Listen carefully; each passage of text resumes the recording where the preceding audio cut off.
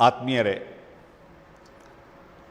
ಹಸಿವು ಮುಕ್ತ ಸಮಾಜ ಮತ್ತು ಭಯಮುಕ್ತ ಸಮಾಜವನ್ನು ಕಟ್ಟುವ ಕನಸಿನೊಂದಿಗೆ ಜೂನ್ 21, 2009 ಈ ದೇಶಕ್ಕೆ ಪರಿಚಯಿಸಲ್ಪಟ್ಟ ಒಂದು ಪಕ್ಷದ ಹೆಸರಾಗಿದೆ social democratic party of India SDPI. ಆತ್ಮೀಯರೇ, ಹಸಿವು ಮುಕ್ತ ಸಮಾಜ ಮತ್ತು ಭಯಮುಕ್ತ ಸಮಾಜವನ್ನು ಕಟ್ಟುವ ಕನಸಿನೊಂದಿಗೆ ಜೂನ್ 21, 2009 ಈ ದೇಶಕ್ಕೆ ಪರಿಚಯಿಸಲ್ಪಟ್ಟ ಒಂದು ಪಕ್ಷದ ಹೆಸರಾಗಿದೆ social democratic party of India SDPI. ಇವತ್ತು SDPIನ ಸಂಸ್ಥಾಪನಾ ದಿನ. 13 ವರ್ಷದ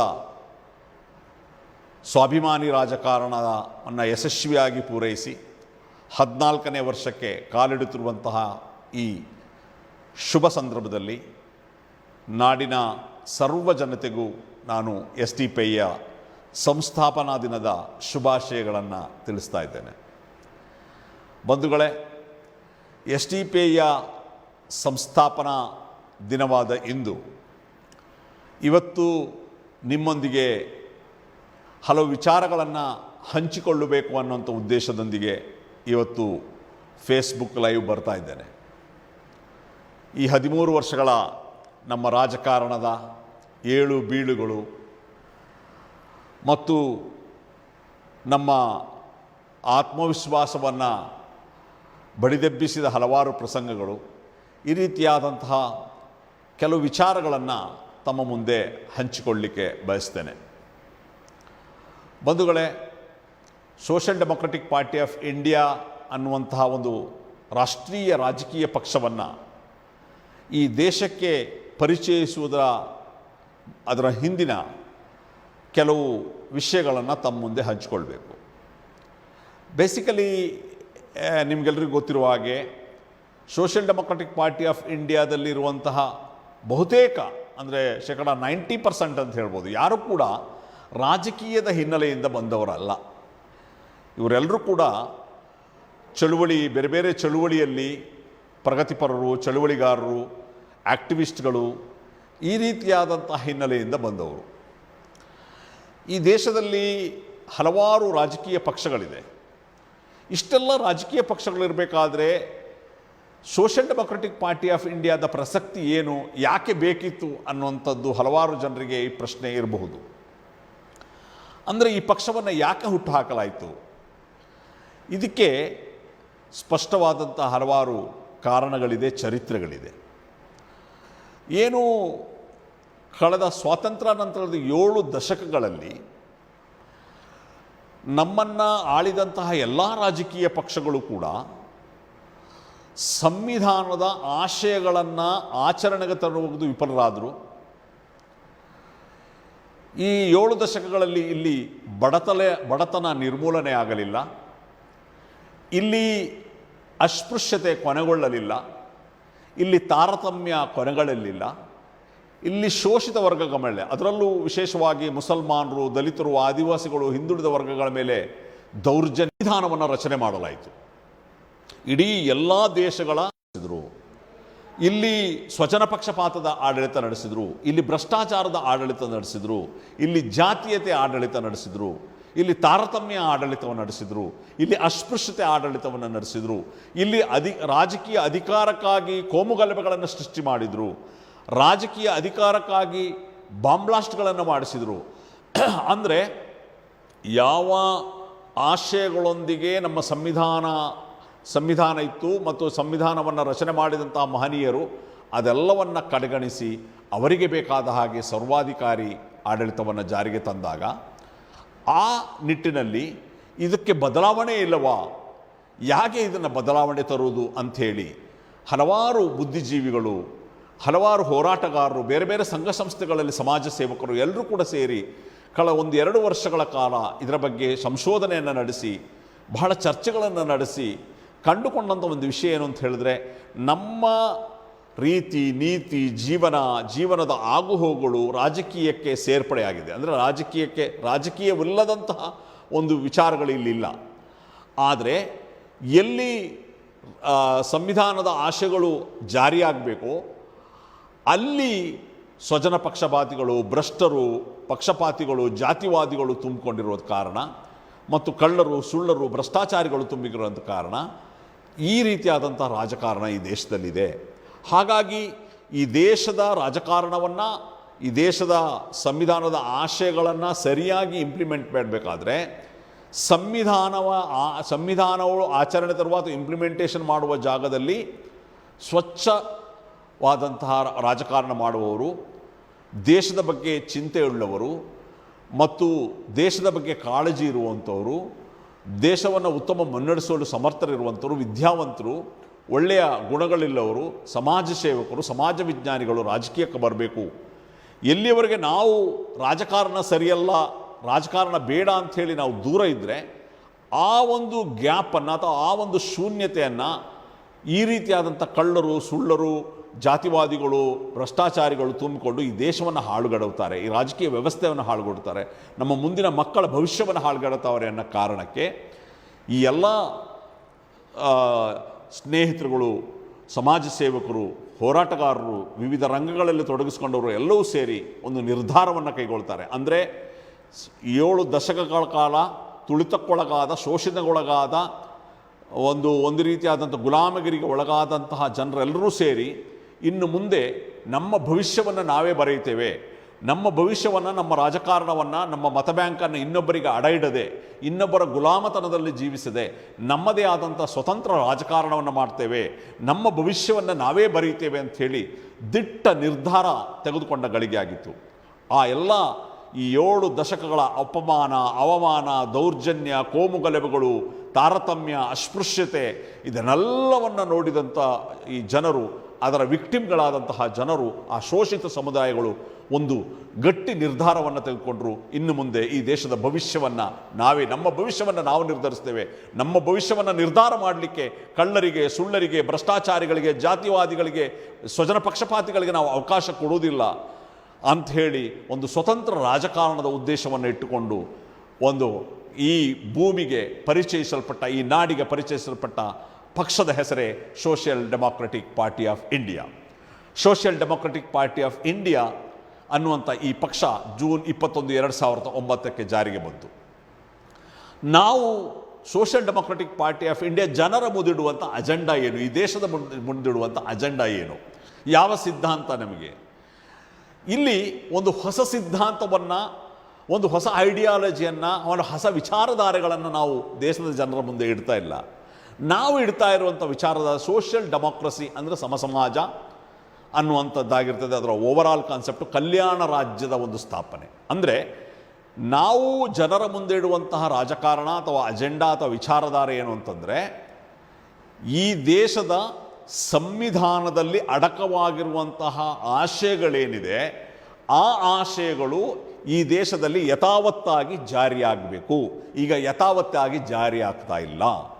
ಈ ದೇಶದ ಸಂವಿಧಾನದ ಆಶಯಗಳು, ಹಕ್ಕುಗಳು, ಮೂಲಭೂತ ಹಕ್ಕುಗಳಿರ್ಬೋದು, ಸ್ವಾತಂತ್ರ್ಯ ಇರ್ಬೋದು, ಎಲ್ಲವೂ ಕೂಡ ಯಥಾವತ್ತಾಗಿ ಈ ದೇಶದಲ್ಲಿ ಜಾರಿಗೆ ಆದರೆ ಮಾತ್ರ ಈ ದೇಶಕ್ಕೆ, ದೇಶದ ಜನತೆಗೆ ಒಂದು ಸಮಸಮಾಜ ಉಂಟಾಗ್ತದೆ, ಸರ್ವರಿಗೂ ಗೌರವ ಉಂಟಾಗ್ತದೆ, ಎಲ್ಲವೂ ಸಮಾನ ಅವಕಾಶಗಳಲ್ಲಿರುವ ಒಂದು ಭಾರತ ನಿರ್ಮಾಣ ಆಗ್ತದೆ, ಭ್ರಾತೃತ್ವವನ್ನು ಕೂಡಿದ ಒಂದು ಸಮಾಜ ನಿರ್ಮಾಣ ಆಗ್ತದೆ, ಎಲ್ಲರೂ ಸೇರಿಕೊಂಡು ದೇಶದ ಅಭಿವೃದ್ಧಿ ಬಗ್ಗೆ ಯೋಚನೆ ಮಾಡ್ತಾರೆ.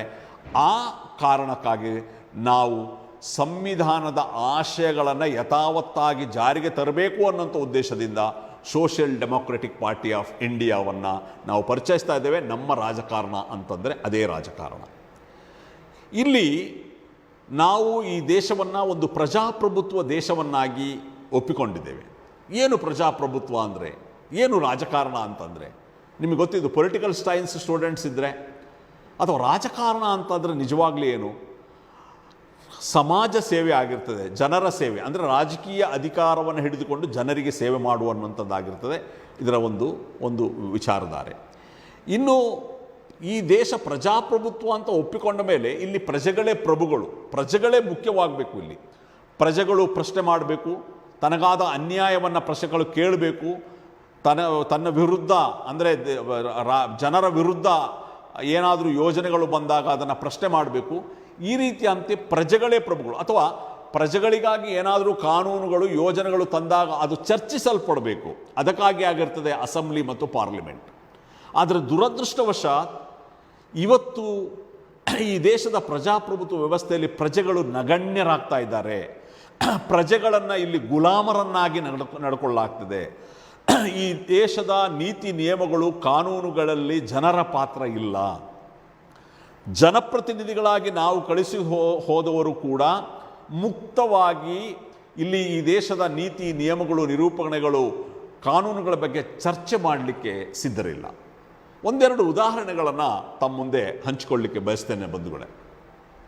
ಒಂದು, ಕೃಷಿ ಕಾನೂನನ್ನು ನಾವು ಸುಧಾರಣೆ ಮಾಡ್ತೇವೆ, ಕೃಷಿಯನ್ನು ನಾವು ಸುಧಾರಣೆ ಮಾಡ್ತೇವೆ, ಕೃಷಿ ಕ್ಷೇತ್ರವನ್ನು ಸುಧಾರಣೆ ಮಾಡ್ತೇವೆ ಅಂತೇಳಿ ಕೇಂದ್ರ ಸರ್ಕಾರ 3 ಕಾನೂನುಗಳನ್ನು ತಂತು. ಈ 3 ಕಾನೂನುಗಳ ಬಗ್ಗೆ ಮೊಟ್ಟ ಮೊದಲಿಗೆ ಪ್ರಜಾಪ್ರಭುತ್ವ ದೇಶದಲ್ಲಿ ವ್ಯವಸ್ಥೆಯಲ್ಲಿ ಆಗಬೇಕಾಗಿದ್ದೇನು, ಕೃಷಿ ಕ್ಷೇತ್ರದಲ್ಲಿರುವಂತಹ ರೈತ ಪ್ರತಿನಿಧಿಗಳು, ರೈತ ಸಂಘಟನೆಗಳೊಂದಿಗೆ ಒಂದು ಮುಕ್ತವಾದಂಥ ಒಂದು ಚರ್ಚೆ ನಡೆಯಬೇಕಿತ್ತು. ಅದು ನಡೀಲಿಲ್ಲ. ಒಂದನೇದು, ಅದು ನಡೀಲೇ ಇಲ್ಲ.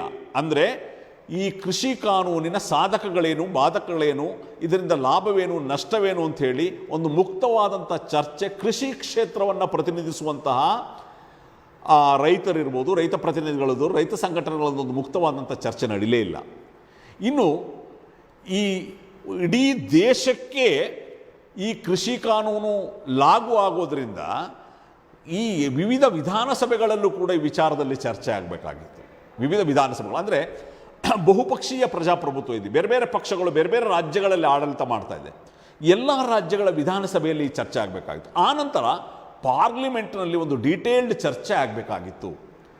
ಆದರೆ ದುರದೃಷ್ಟವಶಾತ್ ಈ 3 ಕೃಷಿ ಅಂದರೆ ಈ ದೇಶದ 60% ಕೃಷಿಗೆ ಡಿಪೆಂಡ್ ಆಗಿರುವಂಥ ಈ ದೇಶದಲ್ಲಿ 3 ಕೃಷಿಕನನ್ನು ಯಾವುದೇ ಚರ್ಚೆ ಇಲ್ಲದೆ ಪಾರ್ಲಿಮೆಂಟ್ ಅಂಗೀಕಾರ ಮಾಡ್ತದೆ. ಆ ನಂತರ ನಿಮಗೆ ಗೊತ್ತಿದೆ, ಪ್ರಜೆಗಳು ಸಿಡಿದೆದ್ರು, ರೈತರು ಸಿಡಿದೆದ್ರು. ಸರಿಸುಮಾರು 1 ವರ್ಷಗಳ ಕಾಲ ದೊಡ್ಡ ಪ್ರತಿಭಟನೆಯನ್ನು, ಅಚಲವಾದ ಪ್ರತಿಭಟನೆಯನ್ನು ನಡೆಸಿದರು. ರಾತ್ರಿ ಹಗಲು ನಿರಂತರವಾಗಿ ಪ್ರತಿಭಟನೆಗೆ ಕೂತ ನಂತರ, ದೊಡ್ಡ ಹೋರಾಟದ ನಂತರ 700ಕ್ಕೂ ಹೆಚ್ಚು ರೈತರು ಹುತಾತ್ಮರಾದ ನಂತರ ಈ ಕಾನೂನನ್ನು ವಾಪಸ್ ಕೊಡಲಾಯಿತು. ಈ 700 ಜನ ರೈತರು ಹುತಾತ್ಮರಾದರೆ ಇದು ಯಾರು ಹೊಣೆ? ಪ್ರಜಾಪ್ರಭುತ್ವ ವ್ಯವಸ್ಥೆಯಲ್ಲಿ ಜನರನ್ನು ನಗಣ್ಯಗೊಳಿಸುವುದರ ಫಲ ಆಗಿರ್ತದೆ 700 ಜನ ಇಲ್ಲಿ ಹುತಾತ್ಮರಾದದ್ದು. ಈ ರೀತಿ ಹಲವು ಉದಾಹರಣೆಗಳನ್ನು ನಾವು ಕೊಡ್ಬೋದು. ಇತ್ತೀಚೆಗೆ ಬಂದಂಥ ಅಗ್ನಿಪಥ್ ಅನ್ನುವಂತಹ ಒಂದು ಎಂಪ್ಲಾಯ್ಮೆಂಟ್ ಸ್ಕೀಮನ್ನು ಏನು ತರ್ತಾ ಇದ್ದಾರೆ ಕೇಂದ್ರ ಸರ್ಕಾರ. ನಿಮಗೆ ಗೊತ್ತಿದೆ, ಈ BJP ಅಧಿಕಾರಕ್ಕಿಂತ ಬರುವುದಕ್ಕಿಂತ ಮುಂಚೆ ಈ ದೇಶದ ಜನತೆಗೆ ಒಂದು ವಾಗ್ದಾನವನ್ನು ಕೊಟ್ಟಿತ್ತು. ಅಂದರೆ ಪ್ರತಿ ವರ್ಷ 2 ಕೋಟಿ ಉದ್ಯೋಗವನ್ನು ನಾವು ಸೃಷ್ಟಿ ಮಾಡ್ತೀವಿ ಅಂತ. 8 ವರ್ಷ ಆಯಿತು, 16 ಕೋಟಿ ಉದ್ಯೋಗ ಸೃಷ್ಟಿಯಾಗಬೇಕಾಗಿತ್ತು. 16 ಕೋಟಿ ಉದ್ಯೋಗ ಸೃಷ್ಟಿಯಾಗಿದ್ದರೆ ಈ ದೇಶದ ಅಭಿವೃದ್ಧಿ ಎಲ್ಲಿವರೆಗೂ ಹೋಗ್ತಿತ್ತು? ಇಲ್ಲಿನ ಪರ್ ಕ್ಯಾಪಿಟ ಎಲ್ಲಿಗೆ ಹೋಗ್ತಿತ್ತು? ಇಲ್ಲಿನ GDP ಎಲ್ಲಿಗೆ ಹೋಗ್ತದೆ ಯೋಚನೆ ಮಾಡಿ. ಆದರೆ ಅದು ಬರೀ ಬಾಯಿ ಮಾತಾಯಿತು, ಸುಳ್ಳಾಯಿತು, ಅದು ಜಾರಿಗೆ ಬರಲೇ ಇಲ್ಲ. ಇವತ್ತು ಕೇವಲ ವರ್ಷಕ್ಕೆ 45,000 ಜನ ತಾತ್ಕಾಲಿಕ ಹುದ್ದೆ, 4 ವರ್ಷದ ಅವಧಿಗೆ ಶಸ್ತ್ರಾಸ್ತ್ರ ತರಬೇತಿಯ ನಂತರ ಅವ್ರನ್ನ ಆರ್ಮಿಗೆ ಯೂಸ್ ಮಾಡೋದು ಅನ್ನೋಂಥ ರೀತಿಯಲ್ಲಿ ಆ 4 ವರ್ಷದ ನಂತರ ಆ ಯುವಕರು ರಿಟೈರ್ಡ್ ಆದರೆ ಅವರ ಗತಿ ಏನು ಅನ್ನುವಂಥದ್ದು ಒಂದು ಸ್ಪಷ್ಟವಾದಂಥ ಒಂದು ವಿಷನ್ ಈ ಸರ್ಕಾರಕ್ಕೆ ಇಲ್ಲವೇ ಇಲ್ಲ. ಈ ರೀತಿಯಾದಂತಹ ಅದು ಅಂದರೆ ಒಂದು ಅಗ್ನಿಪಥ್ ಅನ್ನುವಂಥದ್ದು ಒಂದು ಯೋಜನೆಯನ್ನು ನೀವು ತರಬೇಕಾದ್ರೆ, ಒಂದು ಸೈನ್ಯಕ್ಕೆ ದೊಡ್ಡ ಮಾರ್ಪಾಟನ್ನು ತರಬೇಕಾದ್ರೆ ಒಂದು ಪಾರ್ಲಿಮೆಂಟ್ನಲ್ಲಿ ಡಿಸ್ಕಷನ್ ಆಗಿದೆಯಾ? ಅಥವಾ ಯಾವುದಾದ್ರೂ ಸಮಿತಿ ಇದರ ಬಗ್ಗೆ ಒಂದು ತಜ್ಞರೊಂದಿಗೆ ಚರ್ಚೆ ನಡೆಸಿದೆಯಾ? ಎಷ್ಟೋ ರಿಟೈರ್ಡ್ ಲೆಫ್ಟಿನೆಂಟ್ಗಳಿದ್ದಾರೆ, ಜನರಲ್ಗಳಿದ್ದಾರೆ, ಅವರೊಂದಿಗೆ ಚರ್ಚೆ ನಡೆಸಿದೆಯಾ? ಅಂದರೆ ನಾನು ಹೇಳುವ ಉದ್ದೇಶ ಏನು ಅಂತ ಹೇಳಿದ್ರೆ, ಪ್ರಜಾಪ್ರಭುತ್ವ ವ್ಯವಸ್ಥೆಯಲ್ಲಿ ಎಲ್ಲವೂ ಚರ್ಚೆಗೊಳ್ಳಬೇಕಾದದ್ದು ಇವತ್ತು ಚರ್ಚೆಗೊಳಗಾಗ್ತಿಲ್ಲ. ಅಂದರೆ ಇಲ್ಲಿನ ಜನರು ನಗಣ್ಯರಾಗ್ತಾ ಇದ್ದಾರೆ.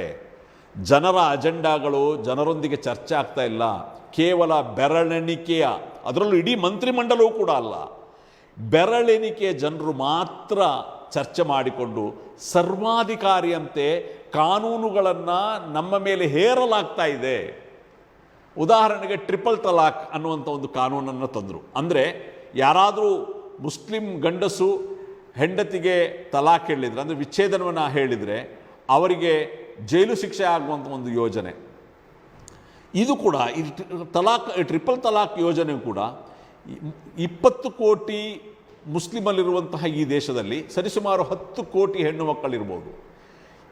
ಯಾರಾದರೂ ಈ ವಿಚಾರದಲ್ಲಿ ಯಾರಾದರೂ ಕೇಳಿದ್ರಾ? ಕೇವಲ ಒಂದೆರಡು ಹೆಣ್ಣು ಮಕ್ಕಳು ಅವರ ವೈಯಕ್ತಿಕ ಕಾರಣಕ್ಕೆ ಕೋರ್ಟ್ ಹೋಗಿದ್ದಾರೆ ಬಿಟ್ಟರೆ ಎಷ್ಟು ಹೆಣ್ಣು ಮಕ್ಕಳು ಇದರ ಬಗ್ಗೆ ಕೇಳಿದರು?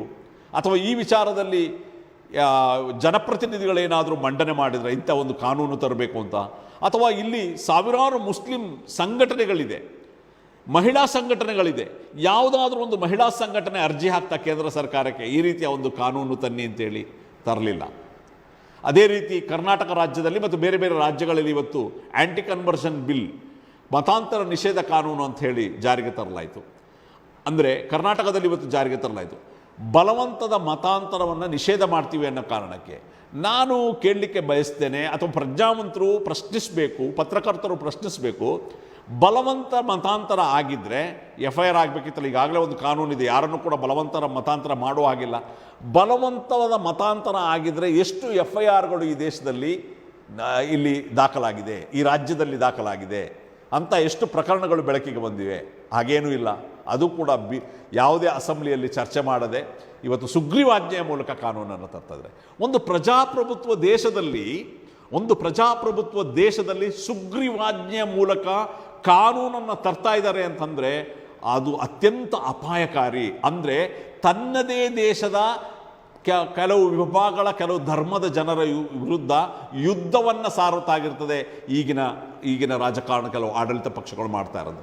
ಸ್ಪಷ್ಟವಾಗಿ ಕೆಲವು ಸಮುದಾಯಗಳನ್ನು ಗುರಿಪಡಿಸಿಕೊಂಡು ಆ ಸಮುದಾಯಗಳ ಮೇಲೆ ಒಂದು ರೀತಿಯಂಥ ಯುದ್ಧವನ್ನು ಸಾರುವಂತಹ ಒಂದು ಮನೋಸ್ಥಿತಿ ಆಗಿರ್ತದೆ ಕೆಲವು ಸರ್ಕಾರಗಳದ್ದು, ಅದರಲ್ಲಿ ವಿಶೇಷವಾಗಿ BJP ನೇತೃತ್ವದ ಸರ್ಕಾರದ್ದು. ಏನು ಇದು ಪ್ರಜಾಪ್ರಭುತ್ವ ವ್ಯವಸ್ಥೆ? ಪ್ರಜಾಪ್ರಭುತ್ವ ವ್ಯವಸ್ಥೆಯಲ್ಲಿ ಸುಗ್ರೀವಾಜ್ಞೆ ಮೂಲಕ ಕಾನೂನನ್ನು ತರಬೇಕಾ? ಅದರ ಅರ್ಥ ಏನು? ಅಂದರೆ ಆ ಕಾನೂನುಗಳು ಜನರಿಗೆ ಇಷ್ಟ ಇಲ್ಲ, ಜನರು ಅದನ್ನು ಒಪ್ತಾ ಇಲ್ಲ. ಜನರು ಒಪ್ಪದಂಥ, ಅಕ್ಸೆಪ್ಟ್ ಮಾಡದಂಥ ಕಾನೂನುಗಳನ್ನು ನೀವು ಯಾಕೆ ತರ್ತೀರಿ? ಅದರ ಉದ್ದೇಶ ಏನು? ದುರುದ್ದೇಶ ಮಾತ್ರ, ಯಾವುದೇ ಒಳ್ಳೆಯ ಉದ್ದೇಶ ಇಲ್ಲ ಅನ್ನೋದನ್ನು ಅರ್ಥ ಮಾಡ್ಬೋದು. ಈ ರೀತಿಯಾಗಿ ಒಂದು ರೀತಿಯ ಫ್ಯಾಸಿಸ್ಟ್ ಶಕ್ತಿಗಳು ಇಲ್ಲಿ ಕೆಲಸ ಮಾಡ್ತಾ ಇರಬೇಕಾದ್ರೆ ಇದನ್ನೆಲ್ಲವನ್ನು ಎದುರಿಸಬೇಕಾದಂತಹ ವಿರೋಧ ಪಕ್ಷಗಳು ಸಮರ್ಥವಾಗಿ ವಿರೋಧಿಸ್ತಾನೇ ಇಲ್ಲ. ಇವತ್ತು ನಾವು ಭ್ರಷ್ಟಾಚಾರದ ವಿರೋಧಿಗಳು ಅನ್ನುವಂಥ BJP ಪಕ್ಷ ರಾಫೆಲ್ ಹಗರಣದಂಥ ಹಗರಣದಲ್ಲಿ ಕೋಟ್ಯಾಂತರ ರೂಪಾಯಿಯನ್ನು ಲೂಟಿ ಹೊಡೀತು. ಇದು ಈ ರಾಜ್ಯದಲ್ಲಿ ಚರ್ಚೆ ಆಗಲಿಲ್ಲ, ವಿಶೇಷವಾಗಿ ದೊಡ್ಡ ಹೋರಾಟ ರೂಪುಗೊಳ್ಳಲಿಲ್ಲ. ಅದೇ ರೀತಿ PM ಕೇರ್ಸ್, ಕೋವಿಡ್ನ ಹಣವನ್ನು PM ಕೇರ್ಸ್ ಅನ್ನುವಂಥ ಹಣ ಅದರಲ್ಲಿ ಅಕೌಂಟಲ್ಲಿ ಇಟ್ಟು ಅದರ ಖರ್ಚು ವೆಚ್ಚಗಳನ್ನು ಕೂಡ ಬಹಿರಂಗಗೊಳಿಸಿದಂಥ ಒಂದು ವಾತಾವರಣ. ಇದು ಪ್ರಜಾಪ್ರಭುತ್ವ ವ್ಯವಸ್ಥೆನ? ಇದು ಸರ್ವಾಧಿಕಾರಿ ವ್ಯವಸ್ಥೆಗೆ?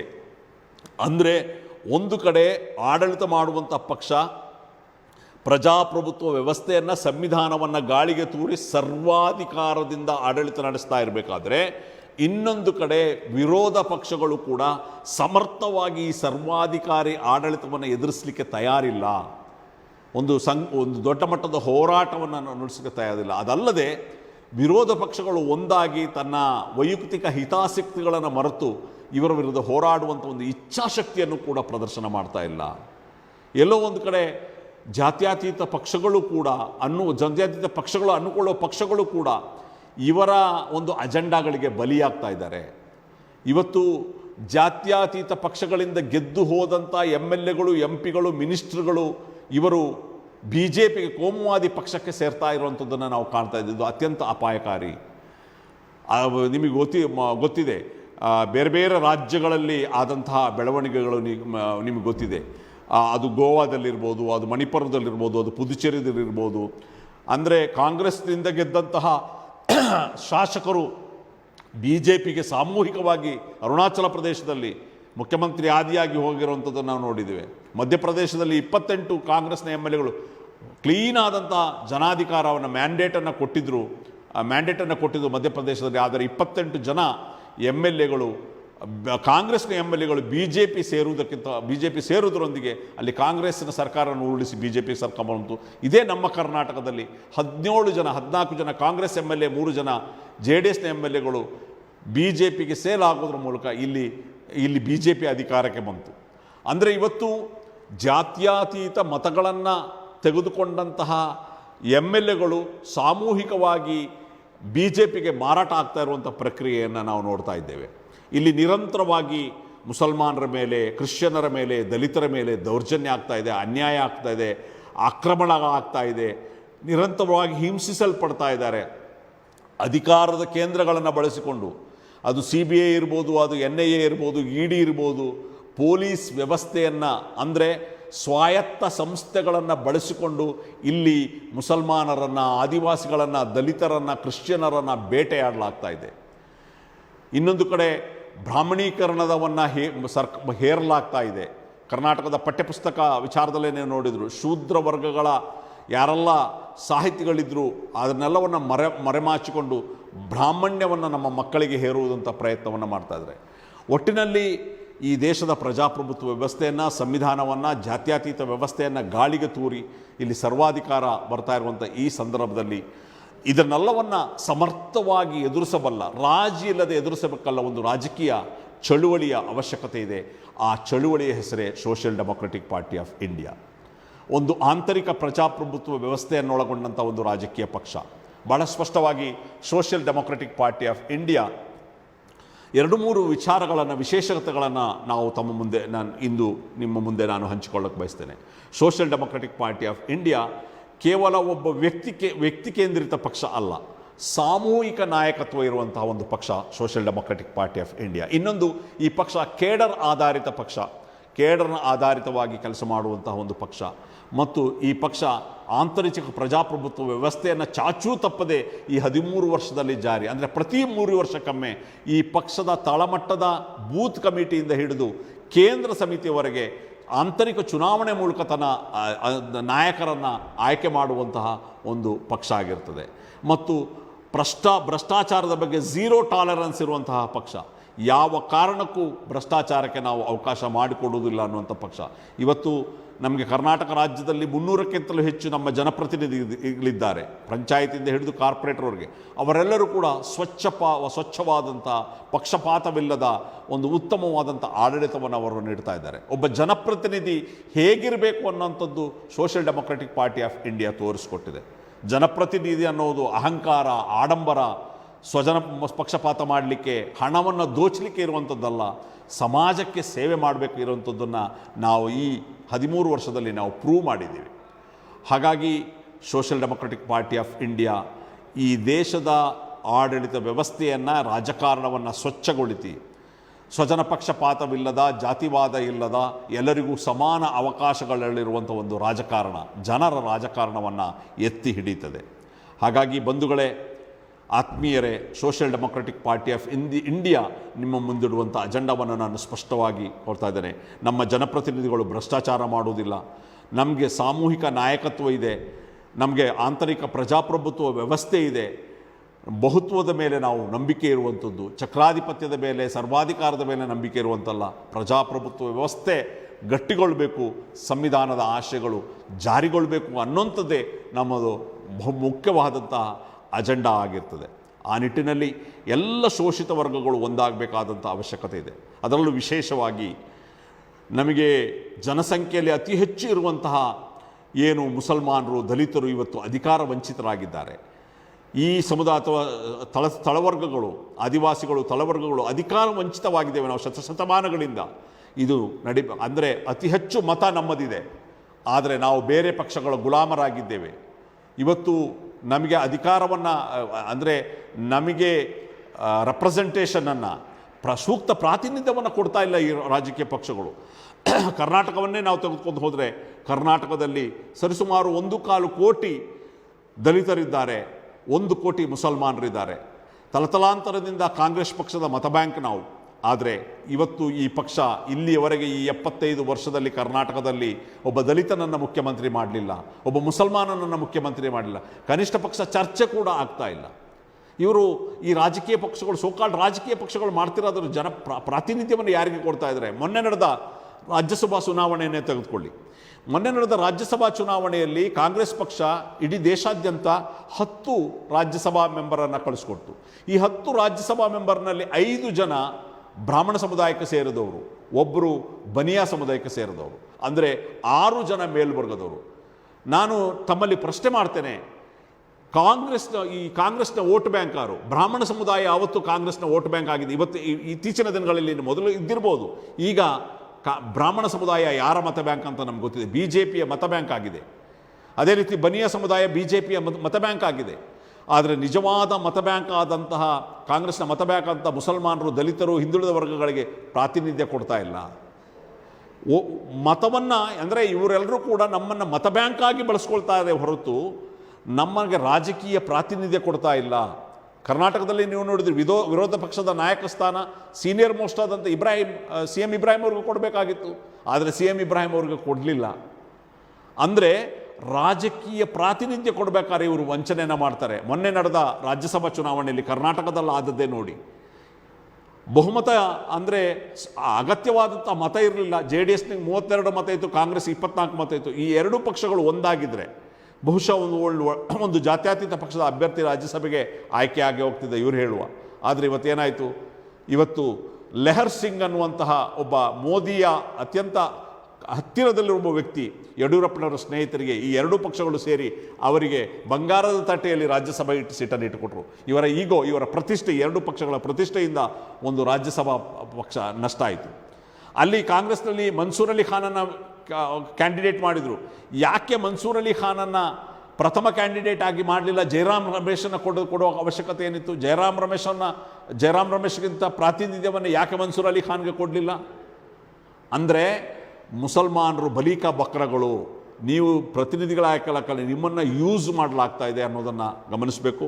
ಹಾಗಾಗಿ ಶೋಷಿತ ವರ್ಗಗಳು ಎಚ್ಚರಿಕೆಯಿಂದ ಗಮನಿಸಬೇಕು. ಕೊನೆಯದಾಗಿ ನಾನು ಮುಗಿಸ್ತಾ ಇದ್ದೇನೆ ಬಂಧುಗಳೇ, ಸಾಕಷ್ಟು ಸಮಯ ಆಗಿದೆ, ಕೆಲವು ವಿಚಾರಗಳನ್ನು ನಾನು ಹಂಚಿಕೊಂಡಿದ್ದೇನೆ. ಒಂದು ಸ್ವತಂತ್ರ ರಾಜಕಾರಣ ಬಹಳ ಅಗತ್ಯ ಇದೆ. ಶೋಷಿತ ವರ್ಗಗಳು ಅದರಲ್ಲಿ ಮುಸಲ್ಮಾನರು, ದಲಿತರು, ಆದಿವಾಸಿಗಳು, ಹಿಂದುಳಿದ ವರ್ಗಗಳು ಬೇರೆ ಪಕ್ಷಗಳ ಕಾಲಾಳುಗಳಾಗಿ ಗುಲಾಮರಾಗದೆ, ಅವರ ಕೇವಲ ವೋಟ್ ಬ್ಯಾಂಕ್ ಆಗದೆ ನಿಮ್ಮ ಅಧಿಕಾರವನ್ನು ನೀವು ಪಡಿಬೇಕು. ನೀವು ಅಧಿಕಾರಕ್ಕೆ ಬರಬೇಕು. ನೀವು ಈ ರಾಜ್ಯದ ಮುಖ್ಯಮಂತ್ರಿಗಳಾಗಬೇಕು. ನೀವು ಅಧಿಕಾರ ಸ್ಥಾನದತ್ತ, ಅಂದರೆ ಡಾಕ್ಟರ್ ಬಾಬಾ ಸಾಹೇಬ್ ಅಂಬೇಡ್ಕರ್ ಹೇಳಿದಂಥ ಸ್ವತಂತ್ರ ರಾಜಕಾರಣದತ್ತ, ಸ್ವತಂತ್ರ ರಾಜ್ಯಾಧಿಕಾರದತ್ತ ನೀವು ಬರಬೇಕಾಗ್ತದೆ. ಆ ಮೂಲಕ ಜನಾಧಿಕಾರ ಸಿಗಬೇಕಾಗ್ತದೆ, ಜನರಿಗೆ ಅಧಿಕಾರ ಸಿಗಬೇಕಾಗ್ತದೆ, ಜನರ ರಾಜಕಾರಣವನ್ನು ಮಾಡಬೇಕಾಗ್ತದೆ. ಆ ನಿಟ್ಟಿನಲ್ಲಿ social democratic party of India ಇವತ್ತಿನ ಸಂಸ್ಥಾಪನಾ ದಿನದಲ್ಲಿ ಕರ್ನಾಟಕದ ಎಲ್ಲ ಜನತೆಗೆ ನಾವು ಕರೆಯನ್ನು ಕೊಡ್ತಾ ಇರೋಂಥದ್ದು social democratic party of India ಏನು ಅನ್ನೋದನ್ನು ನಾನು ತಮ್ಮ ಮುಂದೆ ವಿಚಾರವನ್ನು ಹಮ್ಮಿಕೊಂಡಿದ್ದೇನೆ. ಆ ವಿಚಾರವನ್ನು ಗಮನಿಸಿ ಸ್ವತಂತ್ರ ರಾಜಕಾರಣಕ್ಕಾಗಿ, ಶೋಷಿತರ ಪರವಾದಂತಹ ಒಂದು ರಾಜಕಾರಣ, ಶೋಷಿತರ ರಾಜ್ಯಾಧಿಕಾರಕ್ಕಾಗಿ ನಾವೆಲ್ಲರೂ ಒಂದಾಗಬೇಕಾಗ್ತದೆ. ಹಾಗಾಗಿ ಈ ನಾಡಿನ ಎಲ್ಲ ದಲಿತ ಸಮುದಾಯದ ನಾಯಕರು, ಹಿಂದುಳಿದ ಸಮುದಾಯದ ನಾಯಕರುಗಳು, ಆದಿವಾಸಿಗಳ ಸಮುದಾಯದ ನಾಯಕರು, ಶೋಷಿತ ಜನಾಂಗಗಳು ಯಾವುದಲ್ಲದ ಸಣ್ಣ ಪುಟ್ಟ ಹಿಂದುಳಿದವರುಗಳು ಎಲ್ಲರೂ ಕೂಡ ಬನ್ನಿ, ನಾವೆಲ್ಲರೂ ಸೇರಿ ಒಂದು ಒಳ್ಳೆಯ ರಾಜಕಾರಣವನ್ನು ಮಾಡುವ. ಈ ಪಕ್ಷದಲ್ಲಿ ಎಲ್ಲರಿಗೂ ಮುಕ್ತವಾದಂಥ ಅವಕಾಶ, ಮನುವಾದಿಗಳಲ್ಲದ, ಕೋಮುವಾದಿಗಳಲ್ಲದ ಎಲ್ಲರಿಗೂ ಕೂಡ ಇಲ್ಲಿ ಮುಕ್ತವಾದಂತಹ ಒಂದು ವಾತಾವರಣ ಇದೆ. ನೀವೆಲ್ಲರೂ ಕೂಡ ಬಂದು ಈ ಪಕ್ಷಕ್ಕೆ ಸೇರ್ಬೋದು. ಕೆಲವು ಅಪಪ್ರಚಾರಗಳನ್ನು BJP ನಮ್ಮ ಪಕ್ಷದ ಬಗ್ಗೆ ಮಾಡ್ತಾ ಇದೆ. ಇದು ಕೇವಲ ಅಪಪ್ರಚಾರ ಮಾತ್ರ, ಅವ್ರಿಗೆ ದುರುದ್ದೇಶ ಇದೆ. Social democratic party of India ಅಂತಹ ಒಂದು ಸ್ಟ್ರಾಂಗ್ ಸಿದ್ಧಾಂತ ಇರುವಂಥ ಒಂದು ಪಕ್ಷ ಬೆಳೀಬಾರ್ದು ಅನ್ನುವಂತಹ ಒಂದು ದುರುದ್ದೇಶದಿಂದ ಬೇರೆ ಬೇರೆ ಅಪಪ್ರಚಾರವನ್ನು ನಮ್ಮ ಮೇಲೆ ಮಾಡ್ತಾಯಿದ್ರು. ಈ ಅಪಪ್ರಚಾರವನ್ನೆಲ್ಲವನ್ನು ಮೆಟ್ಟಿ ನಿಂತು ನಾವು ಮುಂದುವರಿತೇವೆ. ಶೋಷಿತರ ಧ್ವನಿಯಾಗಿ ನಾವು ಕೆಲಸವನ್ನು ಮಾಡೇ ಮಾಡ್ತೇವೆ. ಸ್ವತಂತ್ರ ರಾಜ್ಯಾಧಿಕಾರದತ್ತ ನಾವು ಹೋಗ್ತೇವೆ. ಮತ್ತು ನಿಜವಾದ ರಾಜಕಾರಣ ಅಂದರೆ ಏನು ಅಂಥೇಳಿ ಈ ನಾಡಿನ ಜನತೆಗೆ ನಾವು ಪರಿಚಯಿಸ್ತಾರೆ. ಶೋಷಿತರಿಗೆ ಬಲಾಢ್ಯ ಸಮುದಾಯಗಳಿಂದ, ಈ ಬಲಾಢ್ಯರಿಂದ ರಾಜಕೀಯ ಅಧಿಕಾರವನ್ನು ಕಿತ್ತುಕೊಂಡು ಶೋಷಿತ ವರ್ಗಗಳಿಗೆ, ಸಾಮಾನ್ಯ ವರ್ಗಗಳಿಗೆ ಈ ದೇಶದ ಅಧಿಕಾರವನ್ನು ವರ್ಗಾಯಿಸುವುದೇ ಸೋಷಿಯಲ್ ಡೆಮೊಕ್ರೆಟಿಕ್ ಪಾರ್ಟಿ ಆಫ್ ಇಂಡಿಯಾದ ಅಂತಿಮ ಗುರಿ. ಆ ನಿಟ್ಟಿನಲ್ಲಿ ತಮ್ಮೆಲ್ಲರ ಸಹಕಾರ ಈ ಪಕ್ಷದೊಂದಿಗೆ ಇರಲಿ ಅಂತ ಹೇಳ್ತಾ ಮತ್ತೊಮ್ಮೆ ಸೋಷಿಯಲ್ ಡೆಮೊಕ್ರೆಟಿಕ್ ಪಾರ್ಟಿ ಆಫ್ ಇಂಡಿಯಾದ ಸಂಸ್ಥಾಪನಾ ದಿನದ ಶುಭಾಶಯಗಳನ್ನು ತಿಳಿಸ್ತಾ ನೀವೆಲ್ಲರೂ ಕೂಡ SDP ಕೈ ಜೋಡಿಸಿ ಅಂತೇಳಿ ಮನವಿ ಮಾಡ್ತಾ ನನ್ನ ಇವತ್ತಿನ ಫೇಸ್ಬುಕ್ ಲೈವನ್ನು ಕೊನೆಗೊಳಿಸ್ತಾ ಇದ್ದೇನೆ. Jai Hind, Jai Karnataka, Jai SDPI. Thank you very much.